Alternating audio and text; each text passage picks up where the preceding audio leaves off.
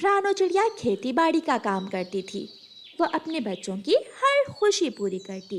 बड़ी बेटी गुड़िया समझदार थी, लेकिन छोटा बेटा कुकू अपनी मम्मा को हर वक्त तंग करता रहता था। मम्मा मम्मा, आप मेरे लिए चाबी वाली गाड़ी लाई है? नहीं बेटा, आज नहीं, मैं कल लेकर आऊंगी अपने बेटे के लिए चाबी वाली गाड़ी। कुकू पास पड़ा हुआ गिलास उठाकर नीचे फेंक देता है। शीशे का गिलास टूट जाता है। कुकू भाई, शर्म करो। भला ऐसे भी कोई अपनी मम्मा को तंग करता है? मम्मा छोटी है। मम्मा ने कल भी मुझसे झूठ बोला था और आज भी मेरी चाबी वाली गाड़ी नहीं लेकर आई। गुस्से में कुकू अपने घोंसले में चला जाता है। कुकू बेटा, आपके पापा नहीं हैं। मैं आपको माँ बाप दोनों का प्यार देती हूँ, इसलिए आप कुछ ज्यादा ही बिगड़ गए हो। मैं ठीक हूँ। दूसरे दिन मम्मा चिड़िया सुबह सवेरे उठती है, अपने बच्चों के लिए पराठे बनाती है और गुड़िया से कहती है, गुड़िया बेटी, मैंने पराठे बनाकर डिब्बे में रख दिए हैं। जब कुकू उठे तो एक पराठा आप खा लेना और एक कुकू को दे देना। मम्मा, आप कहाँ जा रही हैं? बेटी, मैं काम करने जा रही हूँ। मम्मा, किसी दिन आप हमें भी अपने साथ लेकर जाइए। हमें भी देखना है आप क्या काम करती हैं। नहीं बेटी, आप घर में ही रहो। मम्मा, क्या आपका काम आसान है? हाँ, आसान है, बहुत आसान काम है। मेरा काम तो मिनटों में हो जाता है। मैं तो वहाँ आराम से कुर्सी पर बैठी रहती हूँ। ऐसे हर रोज की तरह मम्मा चिड़िया अपने खेतों में चली जाती है। मम्मा चिड़िया तैयार सब्जियाँ टोकरियों में इकट्ठी करती है, बैंगन, गाजरें और टमाटर। और फिर मम्मा चिड़िया वो सारी सब्जियाँ बाजार लेकर जाती है और सब्जियाँ बेचकर पैसे कमाती है। भाई जी, ये लें पैसे और मुझे एक चाबी वाली गाड़ी दे दें। चिड़िया बहन, 100 रुपए और दें, ये अच्छे वाली गाड़ी है, 300 में मिलेगी। फिर मम्मा चिड़िया 100 रुपए और देकर वो 300 वाली गाड़ी ले लेती है। आज शाम घर आते हुए मम्मा चिड़िया बहुत खुश थी। कुकू भाई, आप मम्मा को तंग ना किया करें। मम्मा हमारे लिए दिन रात काम करती हैं। मैंने पूछा था मम्मा से, मम्मा कोई मुश्किल काम तो नहीं करती हैं। मम्मा ने मुझे बताया था कि वो थोड़ी देर काम करने के बाद कुर्सी पर बैठकर आराम करती हैं। हाँ, कहा तो मुझे भी था, लेकिन काम तो करती ही हैं, थोड़ी देर ही सही। मम्मा चिड़िया भी घर आ जाती है। अपनी चाबी वाली गाड़ी देखकर कुकू बहुत खुश हो जाता है। ले आई, मम्मा मेरी चाबी वाली गाड़ी ले आई है। मम्मा, मेरी गुड़िया कहाँ है? जल गई, गुड़िया मेरी चाबी वाली गाड़ी देखकर जल गई। कुकू ऐसे कहते हुए चाबी वाली गाड़ी चलाने लगता है। ला दूंगी, मैं अपनी बेटी को भी गुड़िया ला दूंगी। फिर मम्मा चिड़िया अपने बच्चों को खाना देती है और सुला देती है। खेत में सारा दिन काम करने से मम्मा चिड़िया भी थकी हुई थी, इसलिए मम्मा चिड़िया भी सो जाती है। दूसरे दिन सुबह सवेरे ही बारिश शुरू हो जाती है। मम्मा चिड़िया को अपनी सब्जियों की चिंता होने लगती है। बच्चों, मैं जा रही हूँ, मैं सब्जियाँ देखकर आती हूँ। मम्मा, मैं भी आपके साथ जाऊंगी। मैं भी, मम्मा मैं भी जाऊंगा। नहीं बच्चों, बारिश में उड़ना मुश्किल है। मम्मा, आपको भी तो मुश्किल होगी। लेकिन मैं तो वहाँ जाकर आराम से कुर्सी पर बैठ जाऊंगी और बारिश को देखूंगी। मैं बड़ी हूँ, मैं बारिश में उड़ सकती हूँ। तो फिर हम भी वहाँ जाकर दूसरी कुर्सी पर बैठ जाएंगे। अभी खेत में एक कुर्सी है बेटी, जब मैं दूसरी बनवाऊंगी तो फिर आप भी मेरे साथ जाया करना और दूसरी कुर्सी पर आप बैठ जाया करना। और फिर मैं भी अपने लिए एक अलग सी कुर्सी बनवा लूँगा। मम्मा चिड़िया घर से निकलती है और तेज बारिश में उड़ती हुई खेत में जाती है। वो बारिश में भीगती हुई अपनी सब्जियां तोड़ती है और उन्हें एक जगह इकट्ठा करती है। वो काम मुश्किल था, लेकिन एक माँ को अपने बच्चों के लिए वो सब तो करना ही था। चिड़िया के दरवाजे पर दस्तक होती है। गुड़िया दरवाजा खोलती है। गुड़िया बेटी, बाहर तो बहुत तेज बारिश है, मैं थोड़ी देर आपके घर आ जाऊँ? हाँ आंटी, आ जाइए। गौरी कवि चिड़िया के घर चली जाती है। आपकी मम्मा कहाँ है? खुद मजे से चली गई। मम्मा खेतों में कुर्सी पर बैठकर बारिश देखने चली गई और हमें साथ लेकर ही नहीं गई। मम्मा हमेशा ऐसा ही करती है। हम घर में बोर होते हैं और मम्मा खेतों में जाकर मजे करती हैं। बच्चों, आपके पापा नहीं हैं और आपकी मम्मा दिन रात खेतों में काम करती हैं और फिर जाकर आपको खाना दे पाती हैं। लेकिन मम्मा ने ये बात हमें तो कभी नहीं बताई। मम्मा तो हमेशा कहती हैं कि उनका काम बहुत आसान है। थोड़ी देर काम करने के बाद वो आराम करती हैं। तो ठीक है, मेरे साथ मेरे पीछे पीछे आ जाओ, लेकिन बोलना ना, चुपचाप छुप कर देखना। गौरी कव्वी दोनों बच्चों को अपने साथ ले जाती है। बारिश में भीगती हुई मम्मा चिड़िया अपनी सब्जियां इकट्ठी कर रही थी। बारिश का पानी और तेज हवा माँ चिड़िया को कभी इधर तो कभी उधर ढकेल रहा था। बच्चे और गौरी कव्वी छुपकर ये सब देख रही थी। तो आपने अपनी आंखों से देख लिया कि आपकी मम्मा खेतों में आकर कैसे आराम करती हैं। कुकू भाई, चलो घर चलो। आज के बाद हम कभी भी अपनी मम्मा को तंग नहीं करेंगे। दोनों बच्चे रोने लग जाते हैं और अपने घर चले जाते हैं। बारिश रुक जाती है। मम्मा चिड़िया भी अपना काम खत्म करके घर चली जाती है। मम्मा, क्या आप थक गई हैं? हम आपको दबाएं? मम्मा चिड़िया हंसते हुए कहती है, पागल, मैं वहाँ कौन सा काम करने गई थी। मैंने तो खेत में जाकर आराम से अपनी कुर्सी को पेड़ के नीचे रखा और बारिश को एंजॉय किया। लेकिन आज दोनों बच्चे एक दूसरे को देख रहे थे और उनकी आंखों में आंसू थे। वो अपनी मम्मा से कोई बात नहीं करते। दूसरे दिन मम्मा चिड़िया फिर से काम पर चली जाती है। मम्मा चिड़िया खेत में जाकर कुल्हाड़े से लकड़ियाँ काट रही थी जब दोनों बच्चे आज फिर गौरी आंटी के साथ खेत में चले जाते हैं। मम्मा चिड़िया अपने ध्यान कुल्हाड़ा चला रही थी। उसके पंख से खून बह रहा था। शायद कोई कांटा चुभ गया होगा। मम्मा, बस कर जाएं, आप थक गई होंगी। कुकू रोते हुए कहता है, मेरी मम्मा के पंख से खून बह रहा है। गौरी, आप बच्चों को यहाँ क्यों लेकर आई हैं? रानो, ताकि इन बच्चों को मालूम हो कि उनकी माँ उन्हें पालने के लिए क्या क्या काम करती है। लेकिन मैं अपने बच्चों को खुश देखना चाहती हूँ। मम्मा, हम हमेशा याद रखेंगे कि कैसे आपने हमें पालने के लिए काम किया, मेहनत की। और मम्मा, मैं अब दोबारा कभी भी आपसे कोई जिद नहीं करूँगा। मेरे सुंदर बच्चे बहुत अच्छे हैं और आज के बाद हम भी आपके साथ कुर्सी पर बैठा करेंगे। फिर वो सब हंसने लग जाते हैं और गुड़िया अपनी मम्मा का कुल्हाड़ा उठाकर लकड़ियाँ काटने लगती है और कुकू लकड़ियाँ जमा करने लगता है।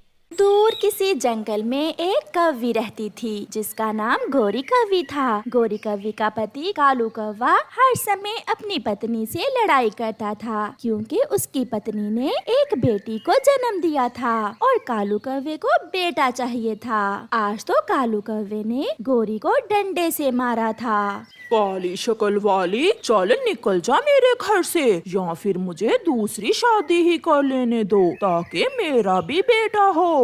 पति जी, मुझ पर दया करें, मुझे घर से ना निकालें। मैं सारे काम करती हूँ। मैं आपके लिए दाना भी लाती हूँ और अपनी बेटी के लिए भी।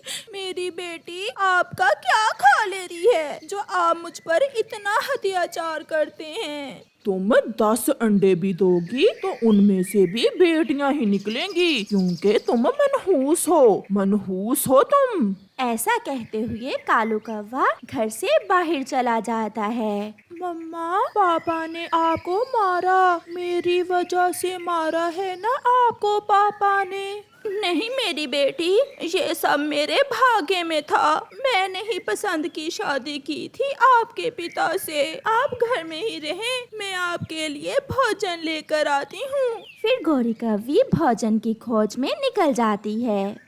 थोड़ी दूर नदी के पास रानो चिड़िया और हरियाली तोती बैठी हुई थी। गौरी कव्वी वहाँ चली जाती है। गौरी, लगता है आज फिर आपके पति ने आपको मारा है। हाँ चिड़िया, वो हर समय मुझसे दूसरी शादी करने का कहता है और अगर कोई भी बात करूं तो मुझे मारना शुरू कर देता है। गौरी, ऐसे पति को सबक मिलना ही चाहिए। अगर मेरी बात मानो तो तुम उसकी दूसरी शादी कर ही दो, फिर देखना कैसे सीधा होगा वो। हरियाली, दूसरी शादी कर लेने से मेरा पति कैसे सीधा हो जाएगा? वो तो मुझे घर से ही निकाल देगा। गौरी, तुम मुझ पर विश्वास करो, बस जो जो मैं कहती हूँ वैसा वैसा करती जाओ। देखना एक न एक दिन तुम्हारा पति तुम्हारे ही गीत गाएगा। हरियाली बहन, अगर आप मेरी जिंदगी में खुशियाँ ला सकती हैं तो फिर मैं आपकी हर बात मानने के लिए तैयार हूँ। तो फिर मुझे तुम्हारे पति की दूसरी शादी एक ऐसी कवि से करना होगी जो चंद दिनों में ही उसे सीधा कर देगी। शाम को हरियाली कालू कौवे के पास जाती है और उससे कहती है, कालू, मैंने गोरी को मना लिया है। मैं और गोरी अपने हाथों से तुम्हारी दूसरी शादी करेंगी। हरियाली, क्या तुम सच कह रही हो? हाँ कालू भैया, हम कल ही तुम्हारी दूसरी शादी कर देंगे। फिर दूसरे दिन गोरी कौवी और हरियाली कालू की शादी कर देती हैं। कालू की दूसरी पत्नी तो दुल्हन बनी बहुत सुंदर लग रही थी। आज तो कालू भी बहुत खुश था। हरियाली, मुझे तो विश्वास नहीं हो रहा कि मेरी पत्नी ने अपने हाथों से ही मेरी दूसरी शादी कर दी है। पति जी, मुझे आपकी खुशी चाहिए। जैसे आप खुश ऐसे ही मैं खुश हूँ। फिर वो सब कालू की दूसरी पत्नी को बिहाकर घर ले जाते हैं। कौवा और कौवे की नई दुल्हन बैठे हुए थे। गोरी कौवी भी अपनी बेटी के साथ बैठी हुई थी जब उनके दरवाजे पर दस्तक होती है। कालू दरवाजा खोलता है। कौन हो तुम और किससे मिलना है?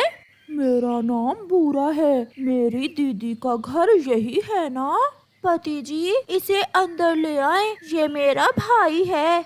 फिर कालू कौवा उस कौवे को घर में ले आता है। दीदी, मेरा आपके बिना दिल नहीं लग रहा था। माँ ने कहा कि मैं आपके पास ही चला जाऊं। मुझे पता है, बहुत प्यार करता है मेरा भाई मुझसे। तुम आज से मेरे साथ इसी घर में रहोगे। कालू ये सब देखकर बहुत हैरान था। नई नई शादी थी, इसलिए वो अपनी पत्नी को कुछ नहीं कहता। पति जी, ले, आपको बेटे की इच्छा थी, आपको बेटा मिल गया। अपने साले को बेटा बनाकर रख लेना घर में। ऐसा कहते हुए गोरी हंसने लग जाती है। फिर दूसरे दिन कालू जब शाम को घर वापस आता है तो घर में खाने को कुछ भी ना था। मुझे खाने को दो कुछ, पिंकी। पति जी, थोड़ा सा तो दाना था, वो तो मैंने और मेरे भाई ने खा लिया। आप अपने लिए और दाना ले आए। अब तो मेरे हिस्से का भोजन तुम्हारा भाई ही खाया करेगा। कालू भूखा ही घर से बाहर निकल जाता है। ये दूसरी शादी करके तो मैं नई मुसीबत में फंस गया हूँ। अपना पेट भरूं या अपनी दूसरी पत्नी का या उसके मोटे पेट वाले भाई का। ऐसे ही कुछ दिन गुजर जाते हैं। गोरी अब पहले से खुश थी क्योंकि कालू दाना लाता जो उसकी दूसरी पत्नी और उसका भाई खा लेते और कालू फिर से दाना लेने चला जाता। उसे तो उसी काम से फुर्सत ना मिलती थी। हरियाली बहन, आपका बहुत बहुत धन्यवाद। जिस दिन से पति जी की दूसरी शादी हुई है मैं बहुत सुकून में हूँ। अब तो उसे मेरे से लड़ाई का समय ही नहीं मिलता। वो तो हर समय दाना ही लाता रहता है। आगे आगे देखो गोरी, क्या होता है। अभी तो आज कालू की सास भी आने वाली है। शाम को कालू जब घर में आता है तो घर में एक बूढ़ी कौवी देखकर अपनी दूसरी पत्नी से पूछता है, पिंकी, ये कौन है? बंदर कहीं का, अपनी सास को नहीं पहचानता। मैं पिंकी की माँ हूँ। पति जी, माँ जी घर में बहुत अकेली हो गई थी। मैंने सोचा कि माँ को भी अपने पास ही बुला लेती हूँ। इतना बड़ा घर है, मेरी सौतन अगर इस घर में रह सकती है तो मेरी माँ क्यों नहीं। ये सुनकर कालू अपना सर पकड़ लेता है और गोरी अपना मुंह दूसरी तरफ करके हंसने लगती है। पति जी, माँ भूखी है, कुछ खाने को तो ले आए। वो दाना जो मैं शाम को लाया था वो कहाँ है? पागल है मेरा जवाई जी भी। बेटा, मैं दाना नहीं खा सकती, मेरे तो मुंह में दांत ही नहीं है। मैं तो मीठे मीठे फल खाती हूँ। जाओ और मेरे लिए मीठा फल लेकर आओ और जरा जल्दी आना। जाओ जाओ बेटा। कालू चुपचाप मीठा फल लेने चला जाता है। फिर उस दिन के बाद कालू का काम और भी बढ़ जाता है। वो पहले दाना लाता, अपनी दूसरी पत्नी और उसके भाई को देता और फिर बाद में अपनी सास के लिए मीठा फल लेने चला जाता। अभी 10 दिन ही गुजरे थे कि कालू अभी घर के बाहर ही था कि उसकी दूसरी पत्नी किसी से फोन पर बात कर रही थी। हाँ, पीपल के बड़े पेड़ से सीधा आगे आ जाओ और बेरी के पेड़ के ऊपर बड़ा सा घर है, उसी घर में तो मैं रहती हूँ। कालू भी घर में आ जाता है। पिंकी, ये किसे तुम रास्ता बता रही हो? सुनोगे तो खुश हो जाओगे, घर की रौनक और भी बढ़ जाएगी। मेरी मौसी आ रही है, आज से वो भी इसी घर में रहेगी। ये सुनकर कालू रोने लग जाता है और गोरी से कहता है, गोरी, चलो मेरे साथ चलो। मगर कहाँ पति जी, अभी तो आपने अपनी दूसरी सास के लिए मीठा फल भी लेकर आना है। मगर कालू अपनी बेटी और पहली पत्नी गोरी को साथ लेकर घर से बाहर चला जाता है और कीकर के पेड़ पर एक टूटे हुए घोंसले में जाकर बैठ जाता है। गोरी, मुझे माफ कर दो, ये घोंसला हमारा ही है। मैं इस टूटे हुए घोंसले में रह लूंगा, मगर वापस वहाँ नहीं जाऊंगा। मैंने दूसरी शादी करके बहुत गलती की। मैं अपनी बेटी और पत्नी को खुश रखूंगा। ये सुनकर गोरी बहुत खुश हो जाती है और फिर कालू लौटकर वापस घर नहीं जाता और कालू के सर से दूसरी शादी का भूत उतर जाता है।